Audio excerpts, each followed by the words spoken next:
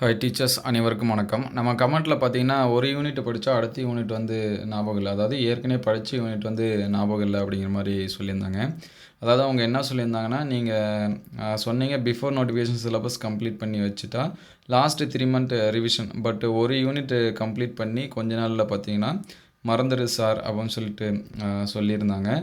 Mostly பார்த்தீங்கன்னா இது competitive எக்ஸாம்ஸ்க்கு படிக்கிறவங்க எல்லாத்துக்குமே சேமாக தான் இருக்கும். ஏன்னா ஃபஸ்ட் டைம் படிக்கிறவங்களா இருந்தாலும் சரி, அல்லது ரிப்பீட்டடாக படிக்கிறவங்களா இருந்தாலும் சரி, நம்ம நிறைய பேர் வந்து என்ன நினச்சிட்டு இருக்காங்கன்னா, நம்ம படிக்கிறது எல்லாமே மைண்டில் வந்து அப்படியே இருந்துகிட்டே இருக்கும் அப்படின்னு சொல்லிட்டு இருக்காது. யாரெல்லாம் எப்போ கொஸ்டின் கேட்குறாங்களோ அப்போ நம்ம படித்த கண்டென்ட் வந்து கண்டிப்பாக நமக்கு வந்து என்ன வரும் அப்படின்னா மைண்டில் ரிவைஸ் ஆகும். சரிங்களா? நீங்கள் வந்து ஒரு யூனிட் படிச்சிட்டிங்க, இப்போ அடுத்த யூனிட் படிக்கிறீங்க அப்படின்னா ஏற்கனவே படித்த யூனிட்டில் ஒரு சில கண்டென்ட் வந்து நமக்கு வந்து என்ன வரும், ஹெல்ப்ஃபுல்லாக இருக்கும். நம்ம வந்து சைக்காலஜியில் படித்தது தான். சரிங்களா? நம்ம சைக்காலஜியில் பார்த்திங்கன்னா அதில் அந்த கற்றலில் நிறைய இது வந்து சொல்லியிருப்பாங்க.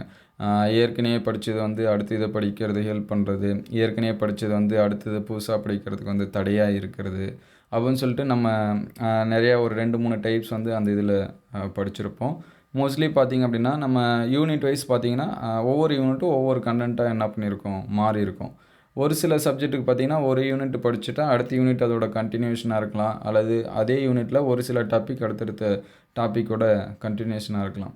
நீங்கள் வந்து இல்லை நான் வந்து படிச்சிட்டேன் எனக்கு வந்து மறக்குது அப்படின்னா அதை பற்றி நீங்கள் வந்து கவலைப்பட தேவையில்ல. அதுக்கு ஒரு டெஸ்ட் எழுதி பாருங்கள். சரிங்களா? அவ்வளோதான். நீங்கள் வந்து டெஸ்ட் எழுதி பார்க்குறப்ப ஒரு ரிவைஸ் பண்ணுங்கள். சரிங்களா? இப்போ ஒரு 1 ஆர் 2 டேஸில் ரிவைஸ் பண்ணிட்டீங்க அப்படின்னா அதுக்கேற்ற மாதிரி ஒரு கொஸ்டின் பேப்பர் வந்து வச்சுருந்தீங்கன்னா அதுக்கு வந்து டெஸ்ட் எழுதி பாருங்கள். டெஸ்ட் எழுதி பார்க்குறப்ப தான் உங்களுக்கு தெரியும் அது வந்து ஞாபகம் இருக்கா அல்லது வந்து என்னது மறந்துருச்சா அப்படின்னு சொல்லிட்டு. சரிங்களா? அப்போ வந்து 100% நமக்கு வந்து ஞாபகம் இருக்கும் அப்படின்னு சொல்லிட்டு சொல்ல முடியாது. ஒரு 50%, 75% நமக்கு வந்து ஞாபகம் இருக்கும்.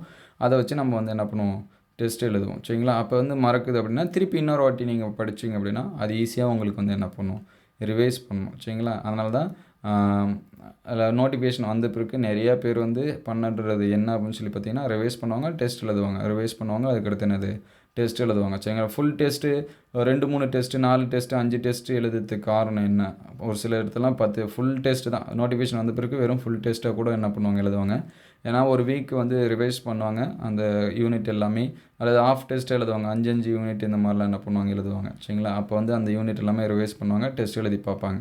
அப்போயே நமக்கு வந்து தெரிஞ்சிடும் எந்த யூனிட் வந்து நமக்கு ஞாபகம் இருக்குது, எது வந்து மறக்குது அப்படின்னு சொல்லிட்டு.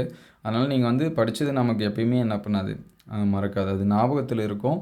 இருந்தாலும் அதை வந்து எந்த அளவுக்கு ரீகால் பண்ணுறோமோ அந்த அளவுக்கு நமக்கு வந்து என்னவாக இருக்கும் அப்படின்னா ஹெல்ப்ஃபுல்லாக இருக்கும். சரிங்களா? அதனால் நான் வந்து இந்த யூனிட் படித்தேன் அடுத்த யூனிட் மறக்குது. இப்போ 10 யூனிட் இருக்குது அப்படின்னா ஃபஸ்ட் யூனிட் படிச்சிட்டோம் அப்படின்னா லாஸ்ட் யூனிட் படிக்கிறப்ப அந்த நடுவில் என்ன இருக்குதுன்னு சொல்லிட்டு நமக்கு வந்து தெரியாது. கொஸ்டினை பார்க்குறப்போ ஒருத்தவங்க கொஸ்டினை கேட்குறப்ப தான் அது வந்து என்னது ஞாபகம் இருக்கும். அதுக்கு திருப்பி திருப்பி நம்ம வந்து என்ன பண்ணணும், கொஸ்டின் கேட்கணும், கொஸ்டின் வந்து என்னது டெஸ்ட் எழுதி பார்க்கணும். டெஸ்ட்டு வந்து எதுக்கு எழுதுகிறாங்க, எந்த அளவுக்கு அது வந்து ஹெல்ப்ஃபுல் அப்படின்னா நம்ம எந்த அளவுக்கு படிச்சிருக்கோம் அப்படிங்கிறத ஒரு டெஸ்ட் பண்ணி பார்க்குறதுக்கு தான். சரிங்களா? அதனால் நீங்கள் வந்து டெஸ்ட் எழுதாமல் இருந்தீங்கன்னா அது வந்து மறந்த மாதிரியே தான் இருக்கும். அதனால் அந்த கண்டென்ட்டுக்கு ஏற்ற மாதிரி ஒரு புக்கோ அல்லது வந்து அப்ஜெக்டிவ் புக்கோ அல்லது ஏதாவது சென்டரில் கொடுத்த கொஷின்ஸோ இதெல்லாமே பாருங்கள். அது உங்களுக்கு ரொம்பவே வந்து என்ன கொடுக்கும், ரிவைஸாக ஹெல்ப்ஃபுல்லாக இருக்கும். சரிங்களா? அதனால் யூனிட்லாம் படிக்கிறேன் மறக்குது அப்படிங்கிற ஃபீலிங்கே தேவையில்ல.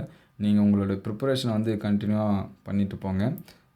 முடிஞ்ச அளவுக்கு டெஸ்ட் எழுதி பாருங்கள். சரிங்களா? ப்ரீவியஸ் இயர் கொஷின்ஸ் வந்து பாருங்கள் அந்த கண்டென்ட்டுக்கு ஏற்ற மாதிரி. இல்லை ஃபுல்லாக ப்ரீவியஸ் இயர் கொஷின்ஸ் வந்து பாருங்கள். ப்ரீவியஸ் இயர் கொஷின் பார்க்குறப்ப என்ன ஹெல்ப்ஃபுல்லாக இருக்குன்னா, நீங்கள் ஒரு கொஷினை படிக்கிறீங்க, அது வந்து அந்த சிலபஸில் யூனிட்டில் வந்து நீங்கள் படிச்சுட்டே வரும்போது இந்த கொஸ்டின் வந்து ஏற்கனவே எக்ஸாம்ஸில் வந்து கேட்டிருக்காங்க, அப்போ எந்த மாதிரி கேட்டாங்க, எந்த மாடலில் கேட்டிருக்காங்க அப்படிங்கிறது உங்களுக்கு மைண்டில் வந்து ஃபிக்ஸ் ஆகும்.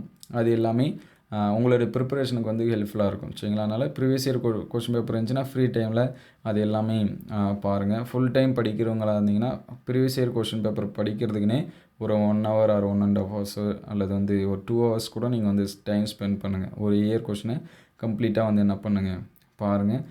ரொம்ப முக்கியம், டெஸ்ட் எழுதி பாருங்கள். டெஸ்ட் எழுதி பார்த்தீங்கன்னா கண்டிப்பாக உங்களுக்கு வந்து என்ன பண்ணாது, மறக்காது.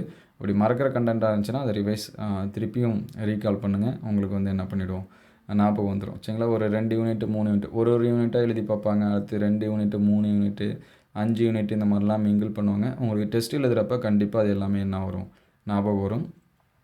அப்பயும் ஞாபகம் வரல அப்படின்னா, அத நீங்க கொஞ்சம் கம்மியா படிச்சிருக்கீங்க அப்படின்னு சொல்லிட்டு அர்த்தம். சரிங்களா? அதனால அது எல்லாமே ஃபுல்லா ரீகால் பண்ணுறதுக்கு ஒரு டெஸ்ட் எழுதி பாருங்க. கண்டிப்பா நீங்க படிச்சது எல்லாமே என்ன பண்ணிடும், அ ஞாபகம் வந்துரும்.